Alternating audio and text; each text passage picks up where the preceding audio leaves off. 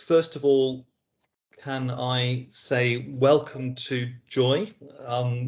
Joy, I think this is the first public board meeting, and we're very grateful to have you with us in the formal sense. Obviously, we've had a chance to meet you already, and I'm already very grateful to the governors for having appointed you. So welcome to Joy. I am assuming Joy is here because I haven't scrolled that far down the list. Are you with us, Joy? I am, thank you. I'm Excellent. very glad to be here. You're very welcome.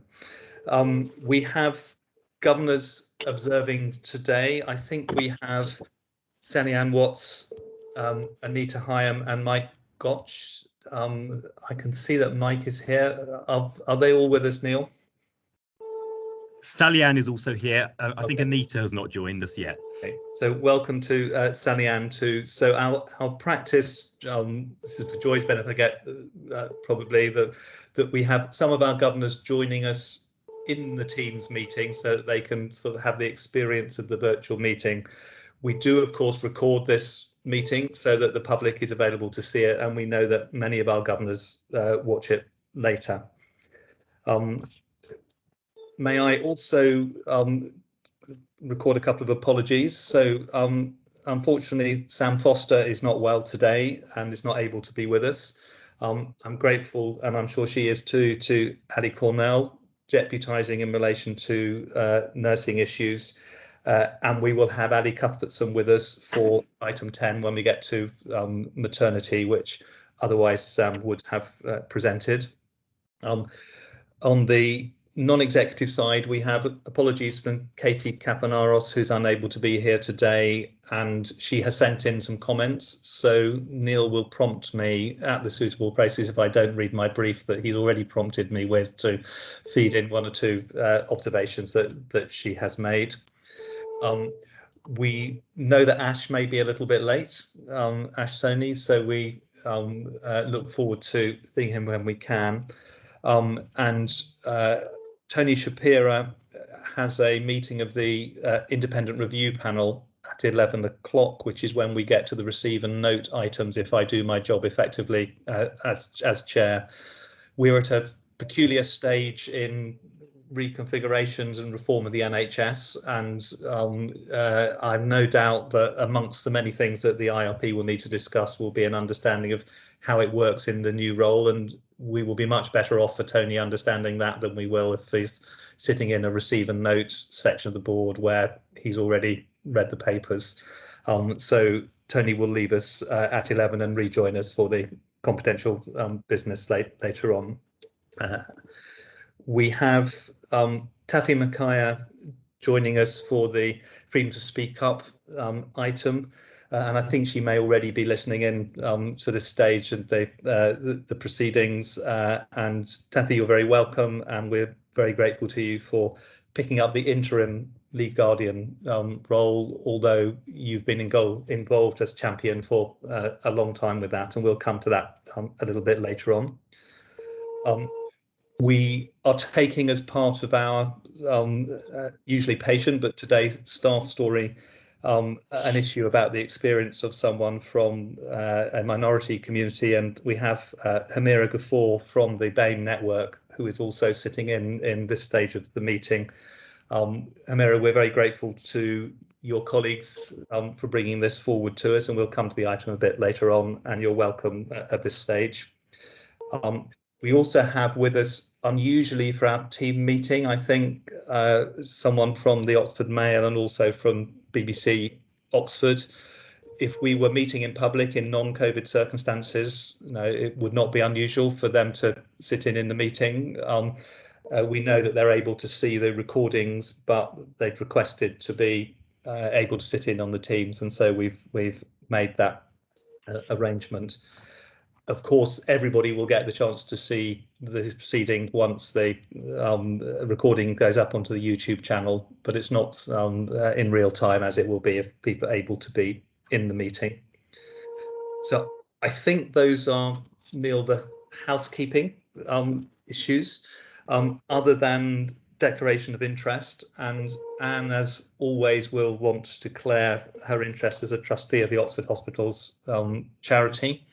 I don't know whether there are any other new declarations of interest that people need to make that they haven't made previously, or anything relating particularly to the agenda today. And I just invite people, if there are, to state those now. Thank you very much. Somebody is beeping. I'm not sure whether, I don't think it's me, but if you have a beeping in the background, if you're able to mute, that would be helpful. So that takes us on then to the minutes of the meeting that we held on the 12th of May. And I first need to check whether there are any issues of accuracy before I invite approval. Do we have any issues of accuracy to raise? Well done, Neil. Thank you very much. So then we approve the minutes of the meeting we held in May. Item 3 is the action log and matters arising, and extremely unusually, we don't think there are any actions that are open to be logged apart from things that are on the agenda later on, and that's why this is an oral item as opposed to the usual paper that we have. So I think, unless Neil and colleagues have missed anything, I can move on to Chair's business. Has anybody spotted a open action or matter arising that we haven't got? Thank you very much. And in terms of Chair's business, I've already welcomed Joy to the first meeting. We welcomed Ash previously. I'd just like to note that our committee memberships probably need reviewing and refreshing to enable some people to let go of a bit of meeting time and our new colleagues to slot in. So over the next few weeks, I think I will initially work with Eileen to review the committee membership and then speak to individuals about how we share the burden of the challenges that are there. That's good practice, I think, to enable people to refresh their interests. I should also say that we're beginning to be able to get around the hospital again. So I and a number of non-executive colleagues have had the chance to do visits, and we've also had the chance to be involved in some virtual points of contact with staff. We'll hear a bit from Bruno shortly about where we are in relation to COVID and the challenges ahead of us. I think we're a long way away from it being normal business, and we need to be careful about the way we are physically around in the hospitals. But we're delighted to have a chance to meet people face to face a little bit more than we've had previously, and we'll continue to work on that. I should also just update colleagues on the way in which our board papers are placed on the website. You'll remember that we had a review of how we complied with accessibility requirements a short while ago. Some of our papers are easier to do that than others, but the template that we've introduced in terms of producing board papers has definitely improved the accessibility of the documents coming through to us, and we'll need to keep working on some of them, particularly I think the IPR and the complexity of that, of making them easily accessible. So I just want to thank colleagues for the work that they've done on that, but just to acknowledge that there's more that we will need to do. I think that's all I need to pick up in terms of Chair's business, and I'll perhaps hand over to Bruno, and then we can take any questions together on that when we've picked up, for Bruno to draw attention to some of the issues from his Chief Executive's report, and also to update us on where we are with COVID and the current environment. Bruno. Thanks, Jonathan. I'll start with the report, which was made available beforehand, and I'll start with congratulating you as chair to your election as a fellow to the Academy of Medical Sciences, which is mentioned in the report, and it's a great recognition of your contributions, Jonathan. And the report is full of great recognitions of contributions, because we had lots of celebrations and recognitions in national and local awards. Of course, many of our colleagues were listed on the honors list. And I have to apologize, we forgot to include one person on that list, and that's Derek Crook, who also was extremely active with us and still is during the pandemic on setting up all sorts of test validation initiatives, and has been crucial in supporting us with the staff testing program. So I apologize for not including Derek on the list, but the list is so long that I'm not gonna list them all. It's in the report. It is pretty impressive, and I think it's a great testimony to the talent we have here in Oxford and the contributions we've made in fighting the virus during the pandemic. I want to highlight one update, which is the grant to the university, which is a contribution that the Trust has made to the research environment in Oxford. Needless to say that the investment in the past has really yielded lots of benefits to patients and staff during the pandemic, and building on that momentum of great innovation in Oxford, and especially preparing the next round of BRC funding, the Biomedical Research Centre funding. We decided to invest in 3 key assets that will help us in the future. One is biomanufacturing, which was essential for the COVID vaccine, but also will be essential for other advanced therapeutics. We're investing in, together with the university, in a clinical research facility. And again, during the COVID pandemic, we had to literally set up pop-up clinics to do clinical trials for the COVID vaccine. And we're also investing in the Acute Vascular Imaging Center, with a unique new scanner that will be very close to the A&E department at the John Radcliffe. And these investments are not only important for the research, they're also important for patients, because we are a trust that likes to get every patient enrolled in a clinical trial. And so again, we could make sure that patients have access to these great technologies as part of the research we do.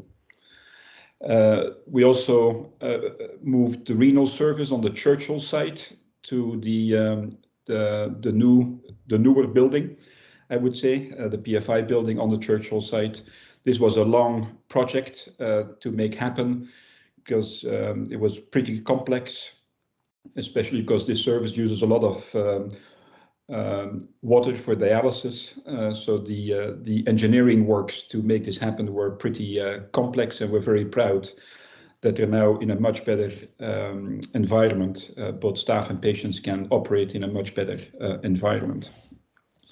I also want to highlight the support we give to staff. The pandemic is not over yet. I'll come back to that. It is extremely tough on staff, because we see these waves coming and going. And we have a dedicated service now with the support of the psychological medicine, which is really needed to provide the ongoing support to all of our staff members. We'll talk a bit later about the BAME network, but in the report, the LGBT network is also highlighted. We have a couple of very active networks, and we're very proud of that, to make sure that everyone feels included in what we do in the Trust. And we had some great sort of celebrations with the LGBT network, which are mentioned. That sort of, and then you'll see lots of other updates on the breakthrough research we're doing. It's a long list. I'm not gonna repeat that all, but you can read it in the report. So I'll maybe pause there, Jonathan, and see if there's any questions before I get on the sort of more recent updates on where we are with respect to COVID. Thank you, Bruno. Are there any comments or questions on the paper that was circulating, Bruno's report, as we'll come back to anything that's happened since then. Bruno, I think that's taken as read, and I'm sure that those particularly the good news stories get cascaded down through staff briefings and the like, and it's really good to dwell on those. But you mentioned that the pandemic's not over and it's still challenging, and I'm sure colleagues would welcome a brief update on where we are at the moment. Yeah, thanks, Jonathan. We had a few weeks in May where we were COVID-free in the hospital, which was a great relief. And since then, we've seen infections rise in the community, and Oxford is actually one of the in the top 10 nationwide in terms of infection rates. So that is not so good news, but it's probably known by people because it's in the media around us. That does translate into admissions to the hospital, much less so than we had during the second wave. So the vaccination campaign is having an impact. What we see is that people that are double vaccinated have a significantly reduced risk of getting COVID, and especially of getting severe COVID that may need an admission to the hospital. But I have to emphasize that it does not eliminate fully that risk, because when we look at people that are being admitted to the hospital, we do have, unfortunately, patients that have been vaccinated with 2 doses and are still admitted to the hospital. And we also have staff members that have been fully vaccinated, which are off sick because of a COVID infection. I can say, I mean, that's the reassuring thing. It's a lot fewer people than during the second wave, given that we're probably now, in terms of infection rates in the community, close to the rates that we saw during the second wave, and it still may be increasing over the next weeks. But it is of course quite concerning that we're having staff members that are doubly vaccinated and patients doubly vaccinated, which are off sick or which have to be admitted to the hospital. In the context of that, Jonathan, we are proposing to keep all of the measures as they are, and we'll communicate that to staff today and tomorrow in light of the announcements earlier this week by the government. We're not, as a trust, not going to change any of the measures that we have in place for staff, patients or visitors. And that is going to be the same with the other providers in the BOP ICS. So we're keeping the current measures because we want to keep staff and patients safe. And as you know, we're taking care of some of the most vulnerable people in society. So we're keeping the measures as they are. I think that's a sort of an update in a nutshell, Jonathan. Thank you. Kevin. Thank you, Jonathan. Bruno, I mean, you'll have seen the data from Israel on infections in people who've been doubly vaccinated, where they're suggesting that the efficacy is down to 64%. My view is it's probably less than that, because I think there's probably going to be a lot of asymptomatic disease that's not being found. So I think if things do increase over the following weeks, we are going to have staffing issues, and it's going to impact across the, not just in COVID, but obviously across our activities, especially with holiday season coming up. I think it's inevitable. That's correct. It hasn't impacted to date, Kevin. So we've been able to we've been very busy with non-COVID services across all of our divisions and services.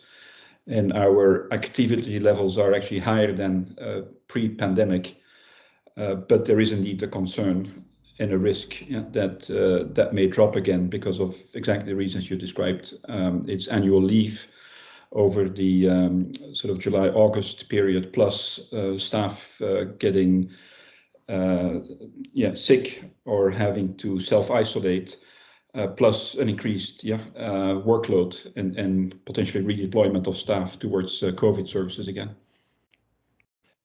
Before I go to Claire, Megan, there's been stuff in the media around possible changes to guidance on IPC and the like. I just wondered if you had anything you wanted to update the board on. Thank you, Jonathan. So 2 things. One is our IPC guidance will not change. So nothing will change. Everybody is expected to and must wear a mask in the hospitals. We will maintain social distancing. We do need to use Clinell wipes to keep our work surfaces clean, and hand hygiene is extremely important and continues to be important. In addition to this, there will, of course, be the IPC guidance around all other healthcare associated infections, which is widely known now as the 7-point plan, which we need to continue. And I just wanted to say, in response to Gavin's point and Bruno's point earlier about the impact on elective activity and care, that we will, as far as possible, aim to maintain green elective activity at the Churchill and the Nuffield Orthopaedic Centre. And I will be describing this plan in detail tomorrow at the staff briefing. Thank you, Megan. Claire.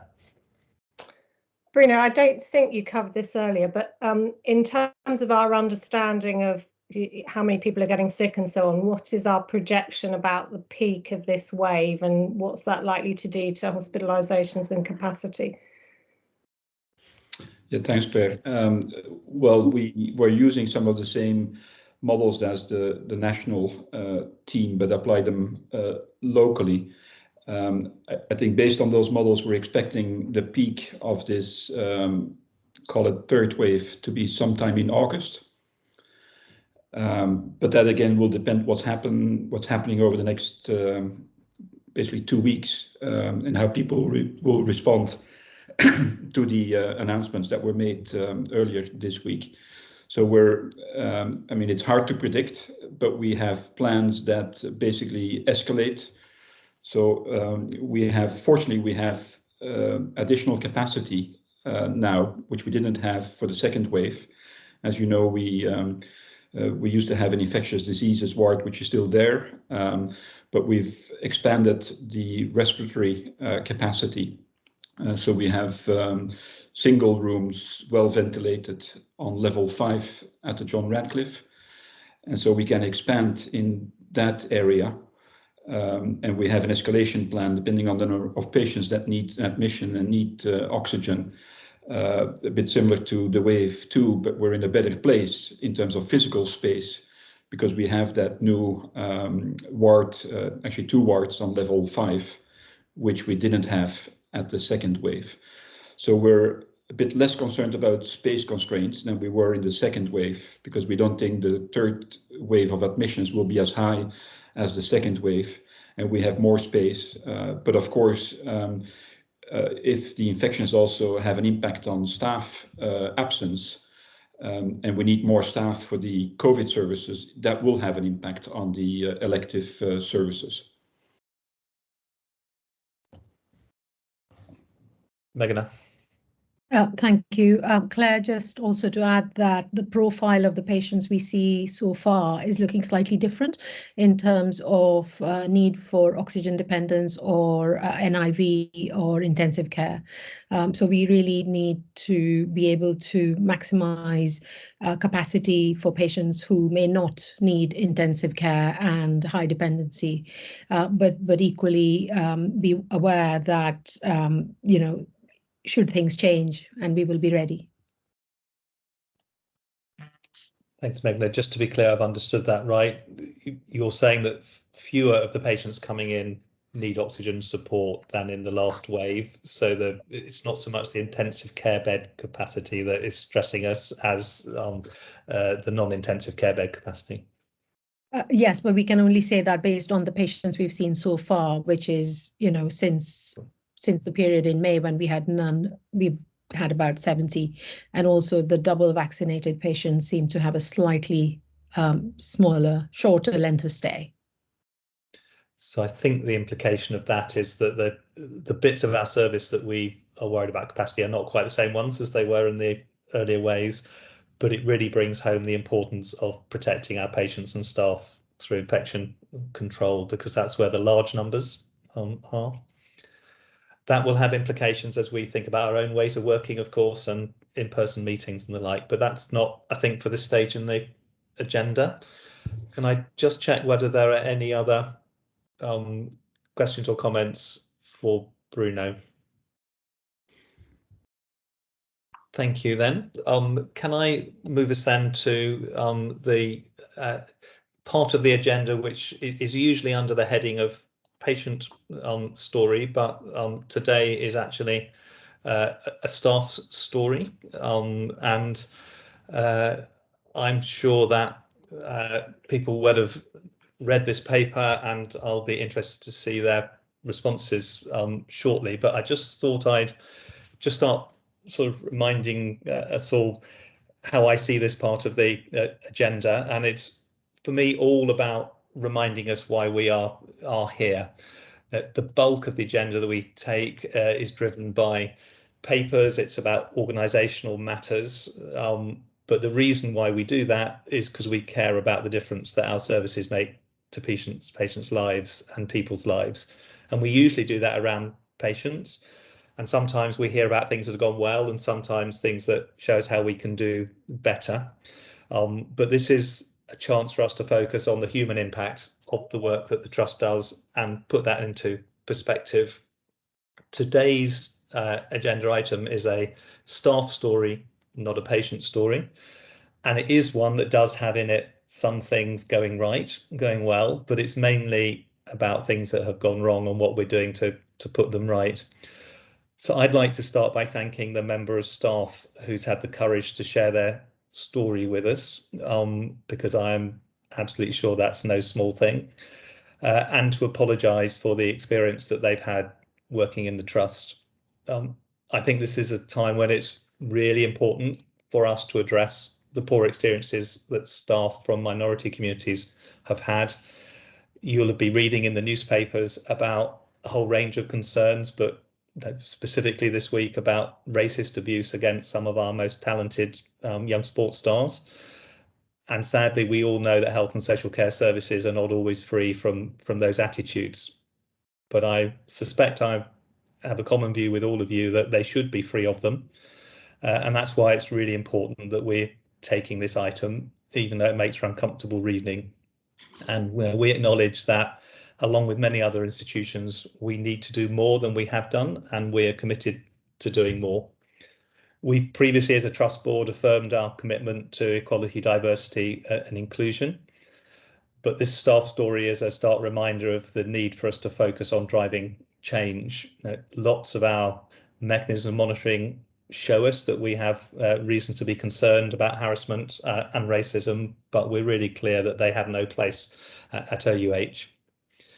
I would like to ask you, board colleagues, and indeed those watching the proceedings, to remember that this member of staff has expressed a wish to remain anonymous at this time. They have agreed to share their experience so we can learn from it, and we should respect that request for anonymity. The purpose of the item is that we can learn from that sharing experience, and I'll now invite Terry to introduce the paper, and board colleagues, once he's done so, to explore what we have learned and what we shall do about it. Terry. Thank you, Chair. As you noted, I'm going to take the paper as read, but there are a few key points that I'd like to highlight before we open up for questions. The first is that this staff story has been developed in partnership with the BAME Staff Network and is a collaborative effort between the patient experience team and the workforce team. I have heard personally from this individual, and to be honest, it broke my heart to hear about their experiences. I don't want anybody else to feel this way, and that is why it's at this board meeting. We brought it here to demonstrate how seriously we take these issues. We want our staff to feel confident and able to raise any perceived incidents of racism and bullying, and also to be assured that these will be addressed appropriately and where necessary at the high level. As Jonathan has already highlighted, it's important to note that the individual wants to remain anonymous. So we're unable to take forward a thorough investigation under our respect and dignity at work policy. However, we are working with the individual to give them the confidence to do so. At a minimum, we will investigate and under the whistleblowing policy, but that's not our preferred approach. Having said that, though, there are a number of ways in which we're looking to address some of these issues. The culture and leadership and the workforce teams that are working together with the BAME Staff Network and the EDI steering group to co-create solutions. And they include a wide number of things which are highlighted in the paper. But just to give you an example, we're looking as part of our leadership behaviours framework to support managers to demonstrate the behaviours that the trust expects in relation to bullying and harassment, as well as equality and diversity. We're also developing, have in place currently being piloted an EDI peer review, which will review how confident managers and staff feel to take action against racism.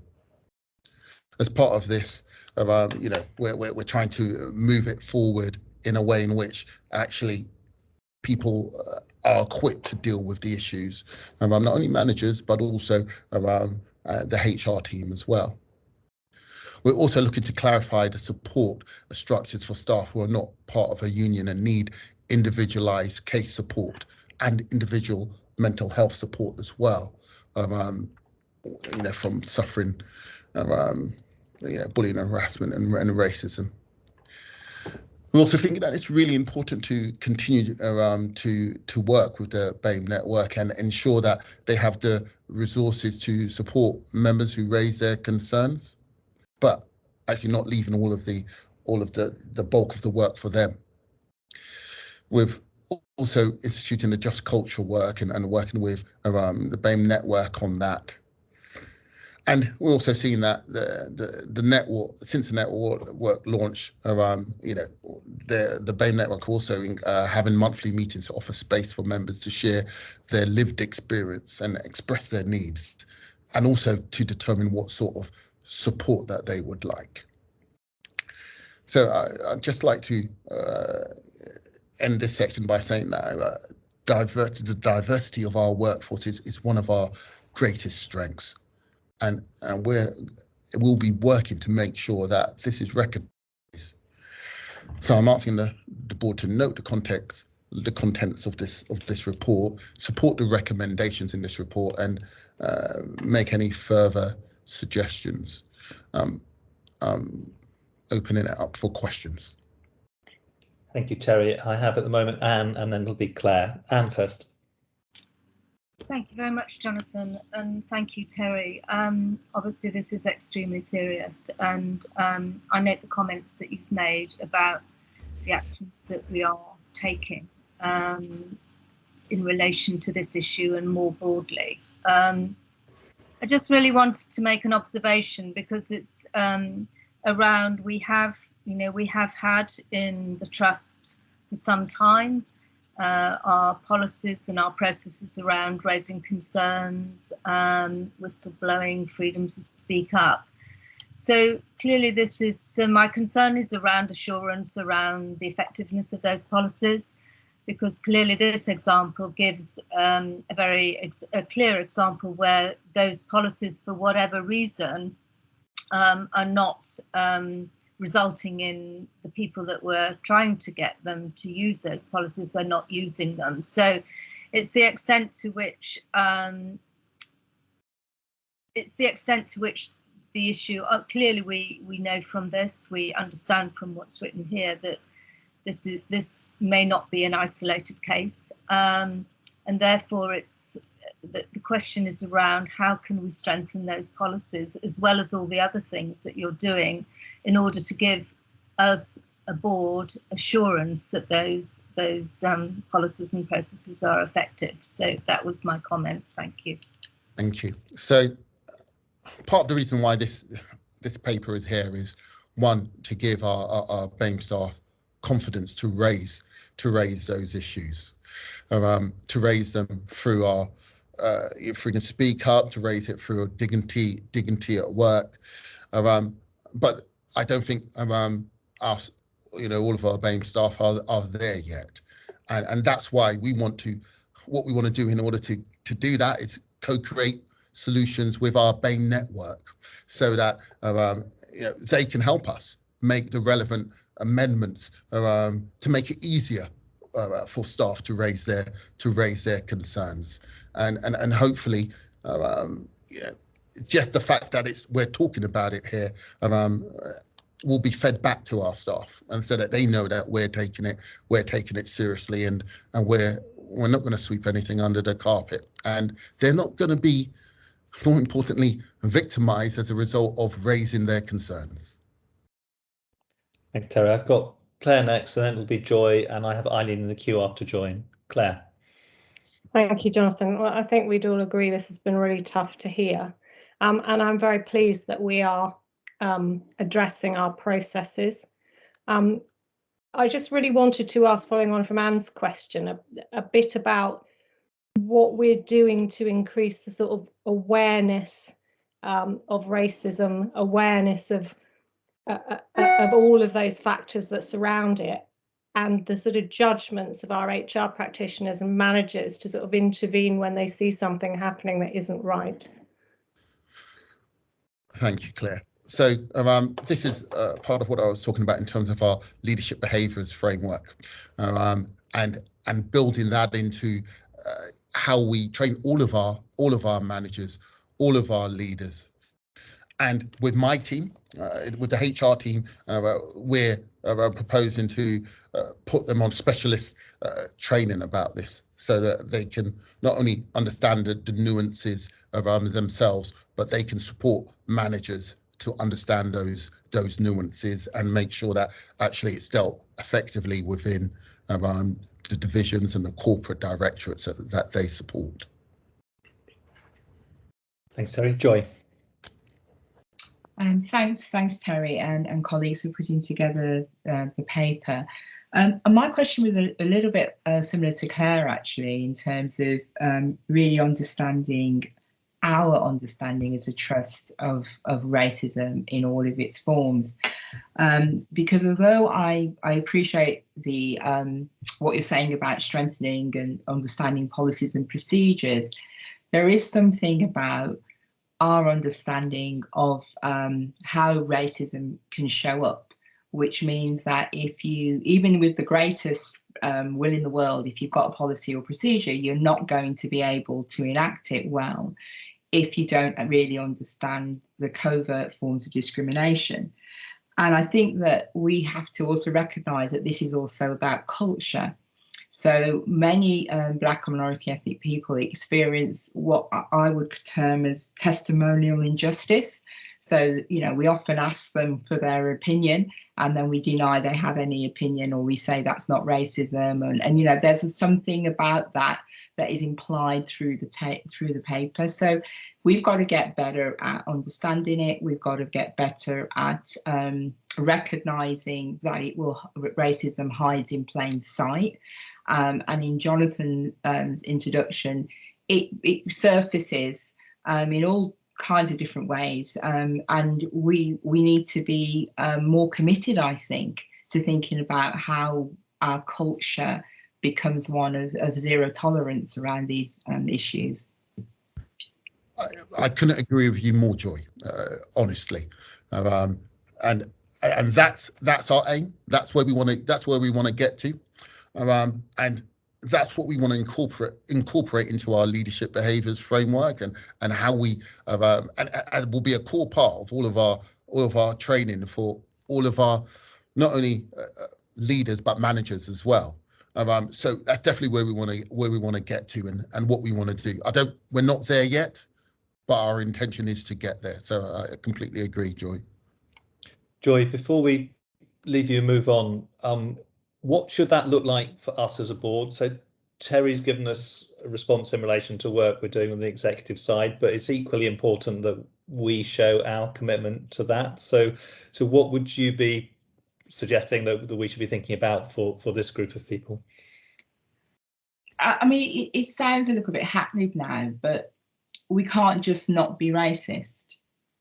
It's a passive, situation to say we're not racist. We have to, if we recognise that racism is a bit baked into our society, and then it's going to leak into us and the organisation, despite all of our best intentions, we need to be clearer about, well, what does it mean to be anti-racist? So as a trust, we need to be recognising the things that we do that potentially will have a disproportionate impact, a negative impact on people of colour, and a more positive impact on white presenting people. So there's something about how do we shift that, and that has to be very active. And I think that involves a little bit.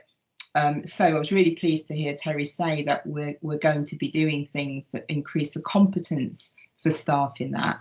But if we're sitting over this, presiding this, our competence, I think, has got to be increased as well. So we have to be able to understand how that can impact on the decisions that we make, and the way in which we relate to each other as well, and people within the organisation. So a bit of a deeper dive into that, I would think, would be helpful. Thanks, Joy. And a commitment, I think, from us that this is a collective board responsibility and not just one for the executive team to be dealing with across the rest of the organisation. We'll need some thinking time on how to do that, which is not the purpose of today's agenda, but I think we will need to take that away and work out how to explore that. Paula. Thank you. Yeah, all very thought-provoking. Thank you, Terry, for bringing this paper, and actually the conversation's been really thought-provoking. Really support what Joy was just saying. Just before we leave it, can I just ask how we can be assured as a board that we're doing everything we can to help this individual have a rewarding and fulfilling role in our trust? That's a great question, Paula. And what I can say is that Sam Foster and I have met with the individual concerned, and we will continue to meet with the individual in order to have the best solution possible for that individual. And I think I highlight in point 7.4 in the paper the ways in which we're looking to do that, and we're looking to make sure that if they want to move up into the previous band, that we make sure that actually we facilitate that, and if they're happy where they currently are, that we support that as well. But that's a really high priority for the chief nurse and myself. Thanks, Terry. Thanks, Paul, for raising that. With many of our patient stories, we hear about them sort of when they've come to an end, but this one is one that is not yet worked its way through. I don't want to invite further discussion of the personal circumstances in the meeting because of the request for anonymity that the person's made. But Terry, I think it would be important for us to be briefed by you confidentially on progress on this, so that as a board we know that you've been able to progress it. And if you're not able to progress it, no, I think we'd want to understand the reasons for that later on, but not appropriate for a public meeting, I think, when the member of staff has asked to remain anonymous. Eileen, I saw a hand flash up, but it's disappeared again. Does that mean that the question had already been raised? Chair, it was I didn't want to break the flow of the conversation. It was in response to Anne's legitimate question around what we're doing about processes, and it really links to the paper that's coming later on about the FTSO annual report. And it was just to remind ourselves that off the back of what we've been doing with the annual report data and looking at one of the key themes being bullying and harassment, which underpins this case is presented today, that the FTSE review project that we've launched with the tremendous board support has been really well received in the organisation and is now in mid-flow and is already yielding great feedback to us. And my thanks to board colleagues for getting deeply involved in that. And I know Joy and others are joining us tomorrow in a focus group, and we have a listening event with yourself and many other members of the board tomorrow. And there's been great uptake on that. But you'll hear more about it later on, but it is to provide assurance, Anne, that we recognise the themes coming out of FTSE and we are linking it back into the work that Terry and Sam are taking forward. Thank you, Eileen. I don't see any other hands on this, so I think I'll seek to move the agenda on. I think I take away from this that the board is supportive of the large number of things in the paper, Terry, that are going on. It's seeking assurance, though, about the people who fall through the net. So, you know, we'll need to think about how we get assurance that those actions do actually provide the security that staff need to be confident that they can work safely, and if they find that's not their experience, that they can trust that the trust will respond to that firmly. I think we've acknowledged that that is a board responsibility and that the cultural issue has to be acknowledged and recognised from the top. So Bruno and I need to take away what that's going to look like. We're supportive, I think, of all the recommendations and actions that are in there, but I think this conversation suggests that it's not enough to stop at that point, and we'll need to do some thinking about our responsibility. And we've also identified that there is support that the person who shared this story with us needs, and in confidence you'll keep us updated on that progress, but the other aspects of work will work their way through our reporting mechanisms and no doubt come to the board in various forms in due course. I wonder whether you would pass on our personal thanks, Terry, when you're able to speak to the person, that we have learnt a lot from the sharing of that experience, and pass on our commitment to making sure that we implement that learning and do something about it. And again, apologise for the fact that the experience of working in OUH for that person has not been what we want everybody to experience working in OUH. I will, Jonathan. And also I'll work the BAME network who are on this call to make sure that it's fed back. Thank you. I think then we need to move on to the next item on the agenda, which will feel very different. So we've been looking very much at the personal experience, and now we have a lot of data on the metrics and the organisational picture that we're dealing with. Both of these are, of course, really important, and the reason why they're important is because we deliver services to human beings, and we need to make sure that we get appropriate assurance on those things and identify the challenges that we're facing and move them forward. So we move then to the integrated performance report, and as is our practice, I'm not inviting people to present elements of the report, but to enable board colleagues to pick up issues that they have particular interest or concern about, so that we can explore. And I open the mic to those who'd like to pick that up. There's a change of tone that makes it a strange thing to ask you to do, but Joy. Yeah, thank you, and thank you for the report. It's so comprehensive, and I had a quick question about the relationship between the long-term sickness vacancies and the staff challenges around safeguarding children. It's highlighted in the executive summary.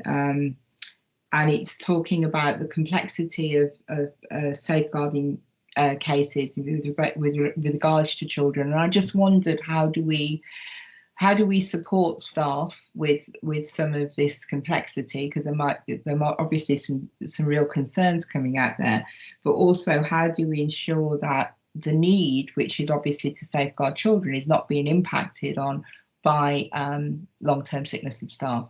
There is a question somewhere in that jumble, but I'm hoping that people can spot that. So who's going to pick who? So there's a question about supporting staff and safeguarding. It's not clear where that lands. So Jason's put his hand up, so he can go first, and we can see who else picks that up. Thank you, Chair. Jason. Well, I put my hand up because actually I think this is one that Sam would normally answer, but it's part of the corporate brief that Ali may not be as on top on. Joy, I can't help directly with the piece about how we manage vacancies. Sam and I, along with colleagues, have done quite a lot of work actually over the last year to actually increase the size of this team, both by sort of moving budget around in Sam's team and working with partners, because we recognised actually that the volume of safeguarding cases is going up and the size of the team needs to be looked at. One of the things we do quite a lot with our staffing is try to take into account of normal levels of sickness. I think your exact point about how we're coping with perhaps an abnormal level of sickness, Sam and I may need to get back to you on, but I just want to offer you and the board assurance that actually we've done quite a lot of work on increasing the capacity of this team over the last year. And if Sam was here, I know she'd say that. Thanks, Jason. I'll go to Megan in a moment. I should also say, Joy, that at the Health and Wellbeing Board, one of the things that's been flagged up through the partnerships around safeguarding, both in relation to children and adults, is concerns that under COVID we may not know as big a proportion of the things that are happening. So we know we've good reason to believe that there are more safeguarding issues emerging, and yet they don't necessarily make their way into the system. And there are lots of reasons why that might be happening, which may include the staffing side that you're picking up, but they also include greater barriers to seeking assistance and the like. So across the county, there is an interest in this, and I know if Sam was here, she'd be able to speak to that because we've asked questions about that before and she has done. Meghana. Thank you, Chair. So Joy, thank you for your question. So the key thing I want to say is that there's the element of training, which is really important, safeguarding training, and we have adult and children's safeguarding teams who bring papers to the Clinical Governance Committee that Sam and I chair every month, which tells us about the training, and it also talks about the cases. In addition to that, we have children's medical lead, a doctor who is a lead for safeguarding of children who I meet on a regular basis to talk about complex cases. And we are also shortly going to appoint a medical lead for children's safeguarding, so that all teams have access to nursing and medical expertise at all levels in the organisation. Thank you. Tony, I think your hand was next, and then Claire after Tony. Thank you, Jonathan. I just wanted to congratulate the clinical teams on some aspects of the integrated report that I always pick up on. And so I was very pleased to see that the percentage of patients requiring antibiotics indeed received those within the targeted time. And that's a great achievement, and I think they deserve congratulation on that. And also, I note that overall there's been improvements in ulcer detection and management. I know that there are 6 cases where I think those are a blip and against the trend at the moment, so there's general improvement there, and a gradual reduction in unwitnessed falls. So I think I often pick up all of these issues, and I think it's good to congratulate the teams on improving all of those and look forward to those improvements being maintained and improved yet further on. Thank you, Tony. I will pass that on. And of course, it's teamwork. Everybody works together and everybody is very prompt at responding to these incidents as part of the patient safety response team and review team. So I will pass that on. Thank you. And we hope to maintain the performance and improve it. Thank you, Meghana. Claire. It'll be Paul. Thank you. Like Tony, I wanted to say congratulations, particularly on the sepsis measure, which I've raised several times in the past. I did want to ask, do we now feel in a position to be able to maintain that level over time? That was my first question. Would you like me, Jonathan, to just give my 3 questions together or pause at that point? Are they addressed to the same people or are they different people? Probably different. In which case, let's take them one at a time. Okay. Shall I answer the first question about sepsis? Yes, please, Meghana. Thank you. Claire, thank you. Yes, we have completed all the actions that we noted as required to improve our performance, and it is a ongoing element of continuous improvement. You will note that we had almost touched 90% before the second wave of COVID, and then it reduced because we had to change the space allocation and change the pathways at the front door of the hospital. So I hope we don't have another big third wave which causes disruption in the activity. But as regards to behaviors and practices and processes, we are now there, and hopefully this should not now deteriorate. But it is a constant thing. Of course. Thank you, Meghana. My second question was just about the maternity feedback on the friends and family test. I think my understanding from looking at the detail is that there were sort of two issues on the reduction. One was about the sort of number of people that are actually answering our questions within the maternity survey, and the other was that there were a small number of individuals who were dissatisfied. And I sort of just wanted to know, taking those two things together, A, is my interpretation right, and B, sort of, should we be concerned? Is there something going on there that we need to worry about? So Claire, normally we divert that to Sam. We have Ali Cuthbertson with us, and if she can answer it, we'll take it now. So we'll have Ali Cornell with us now. We will have Ali Cuthbertson with us later. So if we can't give a good answer to that now, because we would be reliant on Sam, I suggest we hold it and bring it back to the meeting when Ali Cuthbertson joins us. So unless...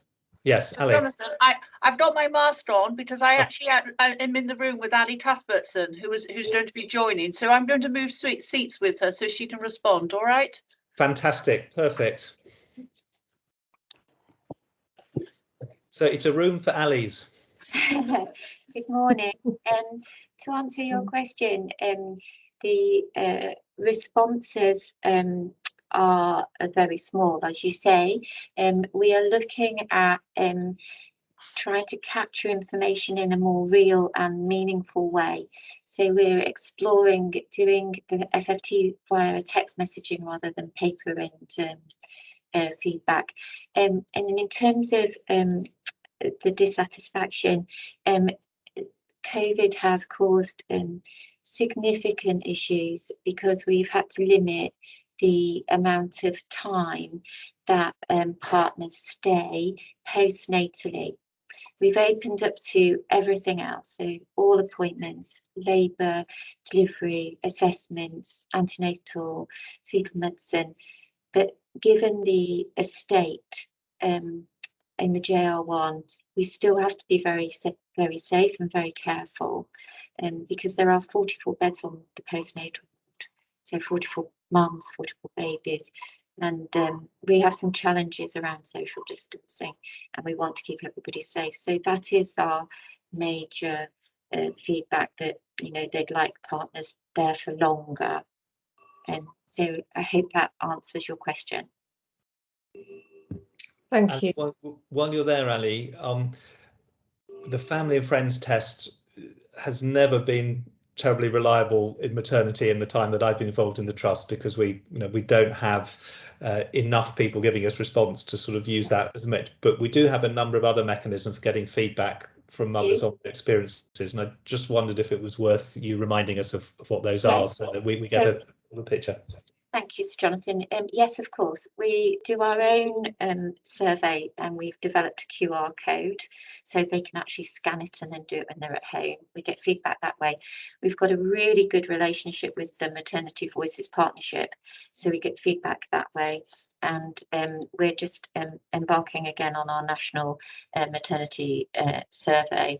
And then obviously we do walkarounds with our champions, and we monitor our PALS concerns, and also to provide that balance, our compliments and praise. So there are a great number of ways. We also run for individual feedback in detail a birth reflection service, which is very important for perinatal mental health. Thank you very much, Ali. Claire, can we allow the Ali's to swap again, or is your third question also going to? No, that would be great. Thank you. Thank you. And then finally to Terry, I know that there's been tremendous problems with the new learning hub, and I do feel your pain. I just really wanted to understand whether the fact that we don't have the data or whether we're having problems with the system is actually driving down the numbers of people completing Statman training, or whether this is just a data issue. So I do think it's having an effect on the number of people completing appraisals. Statman training is looking a bit better. We've started to get some reporting information on the Statman training, which is showing that it's not as high as it was, but it's still being completed. But there'll always be an issue when a system isn't working effectively, that people will not want to use that system until they've got confirmation, until they're satisfied that it's working effectively. We've now put some more resources into making sure that those issues are resolved, and we've got an estimated time frame of another 5 to 6 weeks, where we think where we're in discussions with our suppliers, where it should be resolved within the next 5 to 6 weeks. So we should be able to push forward effectively at that time, and so we've developed also a communication plan to make sure that all of our staff know this. But it is an issue, I think. Are you done now, Claire? Thank you. Paula next, and then Sarah Horden is after Paula. Thank you. I've got questions on a couple of different topics, so I'll take them separately. It caught my attention that our bank and agency staff spend had risen, maybe not hugely, but the trend has shifted back up. So I was interested just to stay on top of how we're controlling that, because we know how important that is for our financial outturns.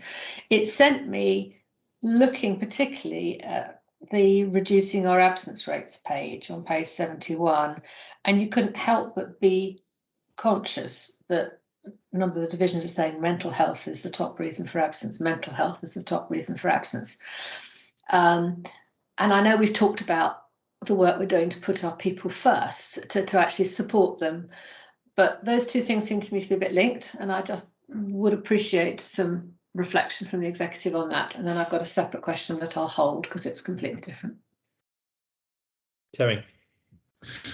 So on the mental health piece, that's really one of the big focuses of our Growing Stronger Together programme, that we're supporting our staff through essentially if there's a PTSD, and also kind of like any other underlying symptoms that they may have.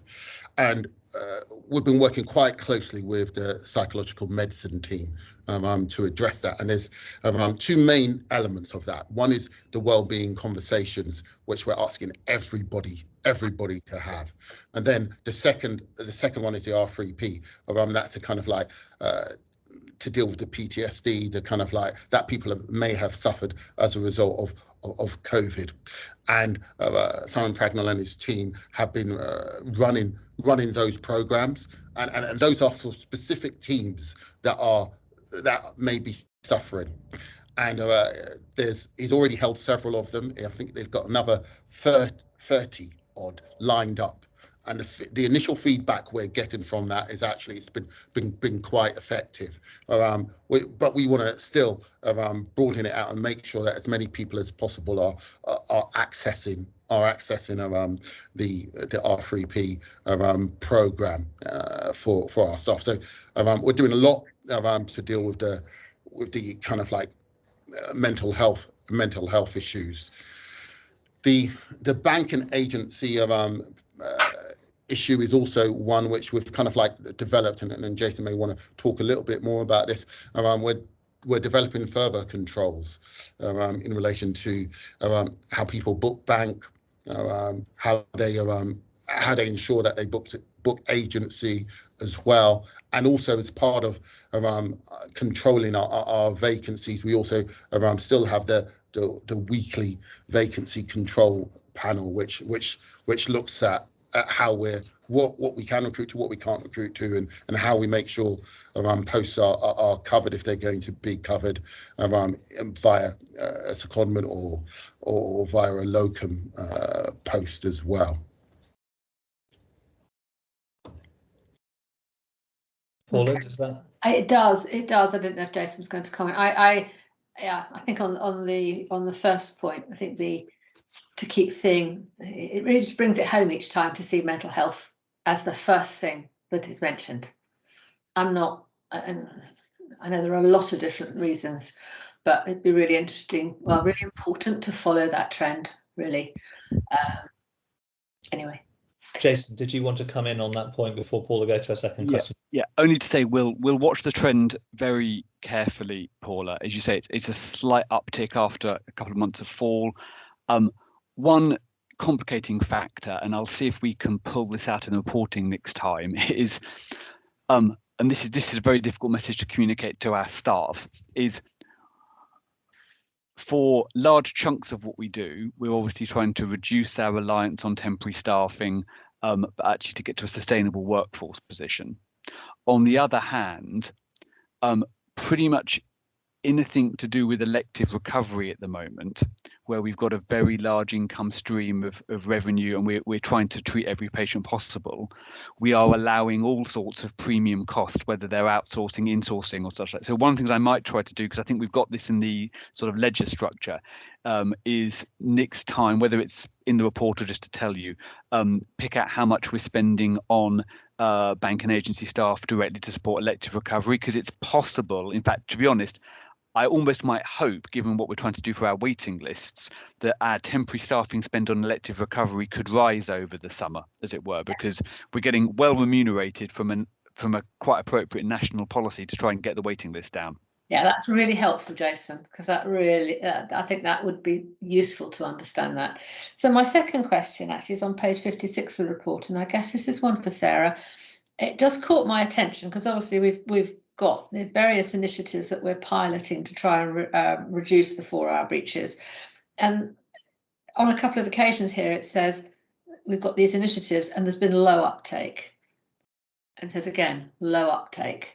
And I just wondered what the low uptake, why we had this low uptake.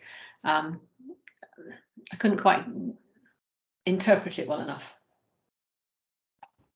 So thank you, Paula. So I think that these were particularly looking at the actions to try and reduce the number of 4-hour breaches within our emergency departments. Just to put it in context, over since January, we have seen an increase in attendances, obviously, to both our emergency departments. In month 1 and month 2, we've stable. Our numbers of attendances are the same as year 1920, which we're based on our activities based on. However, in June, our numbers have gone up exponentially. So the issues around low uptake of, we put in some additional staff to see if we can support the particular out of hours times of when we've got additional attendances. So we're looking at a short burst of a pilot of additional staff, a DED consultant, also an ambulatory consultant. And I think partly is that we are staff are on leave. We've also got some colleagues off sick, so we have had a low uptake in the numbers of additional staff that we wanted to put into the department. So we have got some working over the weekends, but it's mainly about it's out there for additional staff. Agency staff are hard to recruit to, particularly for more senior colleagues. Yeah. So I chaired A&E Delivery Board. Obviously, we're also working very closely with the system to look at how we can divert patients away from the front door. What else can we do in working with our colleagues in SCAS, with our 111 services, and if there's anything we can do about piloting something more within our communities, particularly at the clinical advice service. So we're working with colleagues to do that. And also looking at enhancing our urgent care support at Whitney and Abingdon, and perhaps for longer hours, so we don't get those high numbers through our emergency departments. So there's a number of things that we're doing, but primarily it's around it's a volunteer rota, and actually it's quite difficult to do, and even on agency, as I said, it's difficult to get that high uptake. And yet we know that that's the time of day, etc., that we have those issues. We've known it for a long while, so we know what we'd like to do, but it's actually really challenging, clearly, to be able to do it. Okay, thank you. Thank you, Paula. Sarah Horden.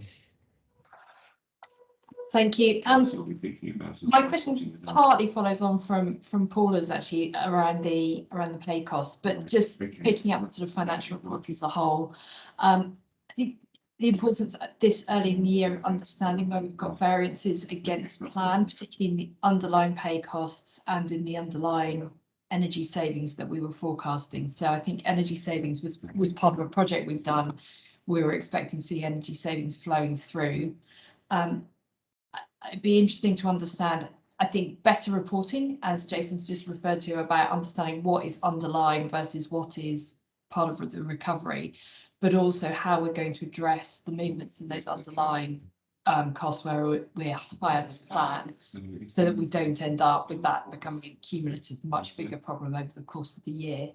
So that was kind of part one, and then part two was I read some information in the press around the Elective Recovery Fund and the percentage that they would be looking at only paying ERF against a higher level of Somebody is in the meeting, not on mute, having another conversation. I wonder if they could. Sorry, it may be my background. I've been showing an office, so in which case, if it was you, then that's fine. If it's somebody else, then they can do something about it. But you can't do anything about it. So. I'll show you if we get it at the end, we'll go back. So ERF, I believe there might be some changes coming through, Jason, and it'd be interesting to understand whether that might impact on us, given the importance of that ERF fund in our H2 performance. Jason, pick that up. Thanks, Chair. So I think, I mean, your first set of observations, Sarah, I think are absolutely spot on. We are still refining the budget for the year because of the amount of uncertainty about national funding. So we'll do some further reallocations at month 3, and that will make the reporting a bit clearer.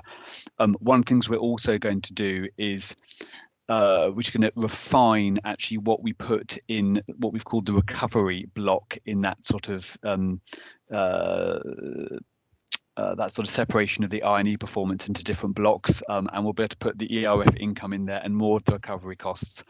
And we're also trying to identify, I think there is actually a reasonably significant portion of costs that we've put in the sort of underlying column. This is on page 90 of the report, that probably we should attribute to ERF because or to exit ERF, because in April we did about 105% of the baseline that we're funded for, and in May we did about 115% of the baseline. So what that almost certainly means is we've got variable direct costs that we've put in the underlying baseline column that are actually attributable to that 5% and 15% overperformance that we're funded for via ERF, not the baseline funding.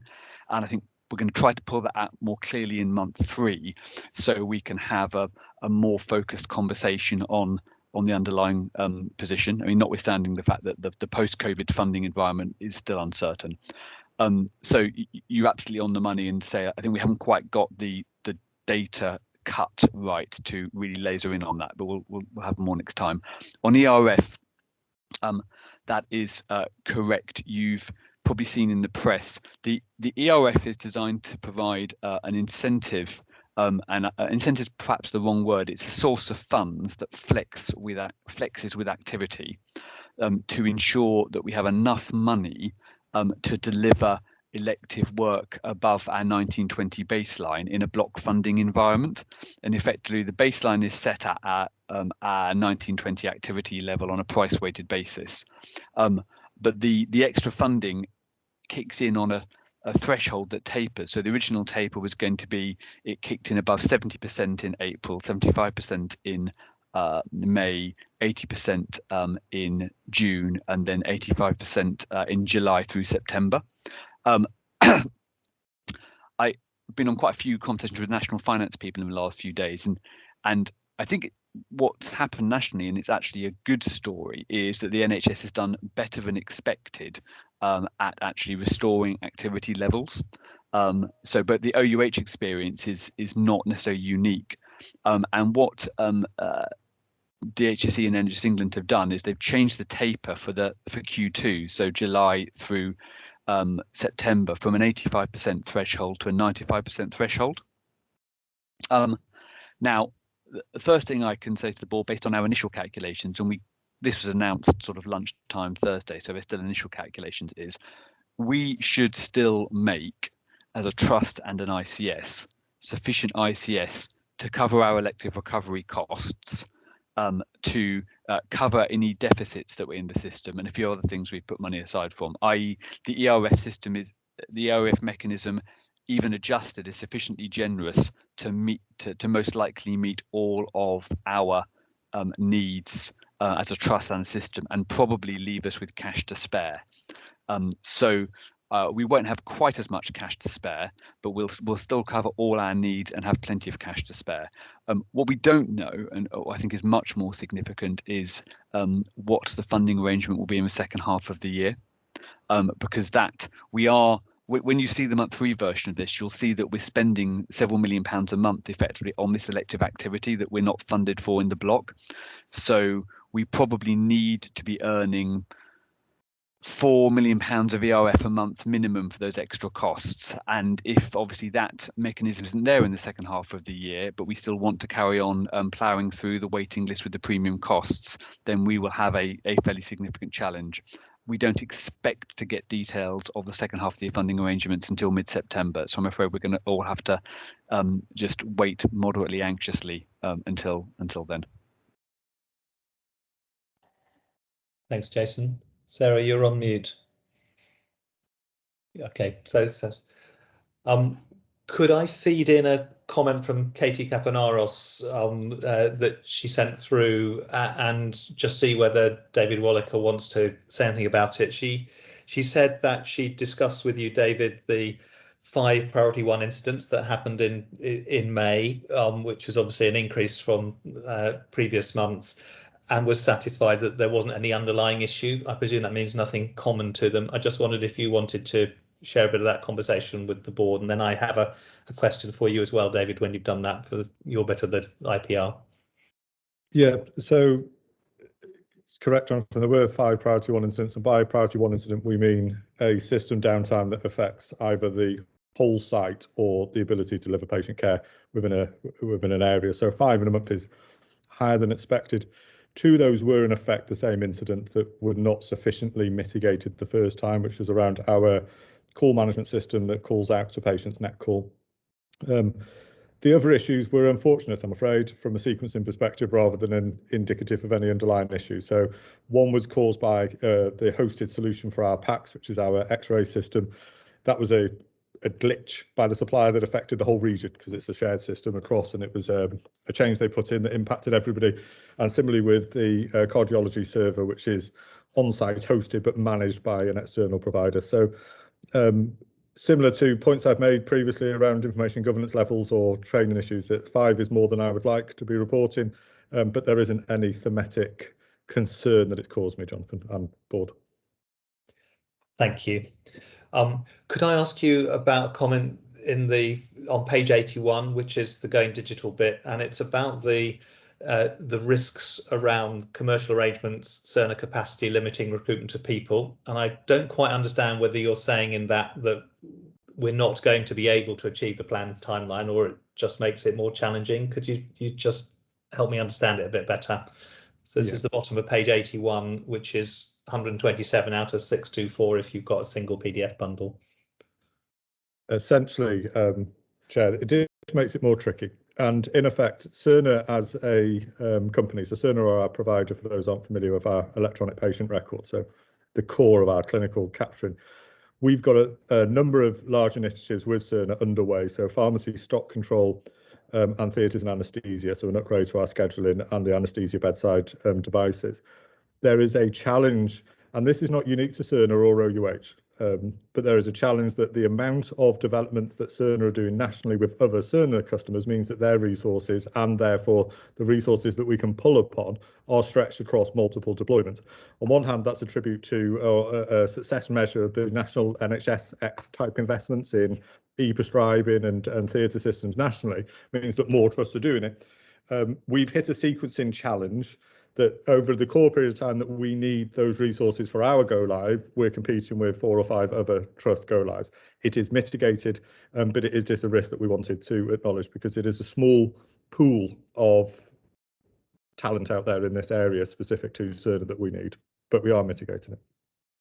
So if I just check I've answered that right, David. You know, you're alerting us to the risk. You're not telling us that we give up on this piece of work because it's not going to happen. You're just saying it's more challenging than you would have expected it to because of those capacity constraints. It's more of an horizon scan, Jonathan, than a concern. Thank you.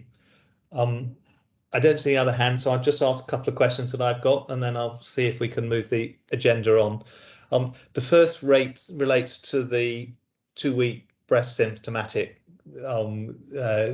change from 44% to 4%. Now, we discussed last time we looked at this an understanding of the focus on a good quality care for women, and that, you know, we're holding on quite properly to the one-stop shop so that we actually give our care more quickly. So I understand that sort of general picture, but I wouldn't have expected from that, you know, the change we've seen in the month, and there's some explanation of that in the report, but actually it'd be good to hear about it, and in particular the dependency on referrals point that you make about the general breast plan action plan update. So this is all page 66, and I just, there's some strands I can't quite knit together, Sarah, so I think if you could just explain to us what you think is going on and the prospects for the numbers changing, and just more importantly the experience that women are getting from our services, I would feel assured if I know I understood that better. Absolutely, thank you, Chair. So if I just give an update, so I'm meeting with the breast service, so that breast service clinicians, the actual consultants, and also with the radiologists and radiology service together every 2 weeks to go through a number of actions to get us back on track in terms of capacity, so that we're seeing these patients in a more timely way. What I can say for the performance for May, the 2-week wait standard has gone back up to 73%, so it's not there yet, but it is improving. We are at the moment at the mercy of the number of referrals coming in. We've had some stability over the last few weeks. We now know that we need to, we've done some demand and capacity modelling, that we need to have 180 slots for radiology slots per week, which we were currently quite well below that in terms of about 150, 130 slots. So we're having to put on additional radiology slots. And if you remember, we talked about having a connected clinic and talking to all of the clinicians in all of the services here. We've spoken to Thames Valley Cancer Alliance, exceptionally supportive with that. We have a one-stop shop approach for our patients coming through, so they're seen and then they know the outcome on that day. So it's just making sure that we have that additional radiology capacity and it's sustainable. So demand and capacity saying that we need 180 slots. We've got some additional and we've looked at additional MRI capacity and ultrasound capacity and mammographer capacity. So we're working to do that. We have some short-term measures in place. What we're looking at now is the medium-term measures. So we've got additional slots for July and August to facilitate that amount. So we're now looking at the longer term. So they've also put in a business case to business planning and how we can fund that in the more longer term. So we're going to. So that's what we're doing at the moment. We've refreshed the communications also to our GP colleagues who also tell our patients. At the moment, the 2-week wait is down to 17 days that patients are called. but we're making sure that our patients are aware that we have a wait, so they know that's there. But we have seen a not a drop, but it was sort of a flat lining of the referrals at the moment. So I'm not, and sometimes we also see a drop in August, but a rise in September. So we also know that in the 2-week wait, the fit testing was high, and that's now coming. We're talking to GPs where we've had referrals for bowel cancer without the fecal immunochemical tests being completed. So we're just making sure that's being done with our patients that have been referred as well. So that was part of the 2-week wait. It's not only breast, but it's also the fit testing. So we're talking commissioners and our primary care colleagues. So the breast performance, if I say, we've also been monitoring this breast 62-day performance, because I've said since January we've been hitting that standard, and that's been above 85%, which has been, we know that if we have patients that unfortunately have cancer, we can treat them within the 62-day standard, and that's been kept. In May, that has slightly dropped.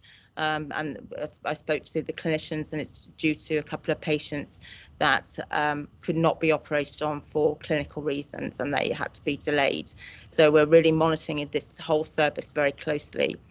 We've also been in contact and having meetings with Public Health England about our screening, and we met with them recently, and they're really pleased with our trajectory to get us back on track with the screening programme by the end of March. So they were very complimentary. Is that helpful? That's extremely helpful, Sarah, because I think just following the numbers and metrics sometimes pushes us in the wrong directions, and we get a lot of assurance from that you're on the case about the quality of service that we give. I'd like to end this bit of the agenda. We're overrunning slightly. Just by inviting you, Sarah, just say a little bit about general shape of the waiting lists, because we obviously see the metrics as they come through into the system, but we've been anxious in the past about pent-up demand that's been held in primary care, and we need to understand as it comes through. It would be just really helpful for us to have a sense of what you think the shape of the waiting list looks like. So I'm not asking for lots of numbers and detail, but just a bit of a sense of where we are would be helpful. And then we'll have a coffee break. So what's reportable is the referral to treatment and incomplete waiting list, which reports both outpatients, diagnostics, and those on that are waiting to be treated for surgery. And we have seen a gradual increase in the waiting list. We dropped that down to about 40,000 in January time, and we know that that's now rising, and we've certainly seen an increase to 46,000 in May, and we see again, we haven't got the validated position for June, but we are seeing that rise. And the main area of growth is patients who are on the non-admitted pathway, waiting for the first outpatient patients, and that's grown over the last 4 months or so. What we have concentrated on is the clinical prioritisation, if you recall, and that's also in the board papers, and that's a group of patients that are waiting for surgery particularly. And we've really concentrated on making sure the P2s, those patients that need to be treated in 4 weeks, are treated indeed in 4 weeks, and we've had a lapse of those, and we've been reporting that to both the board and Integrated Assurance Committee, and I'm pleased to say we are really reducing those, and they're really down now from being outside that 4 weeks, which is really good news.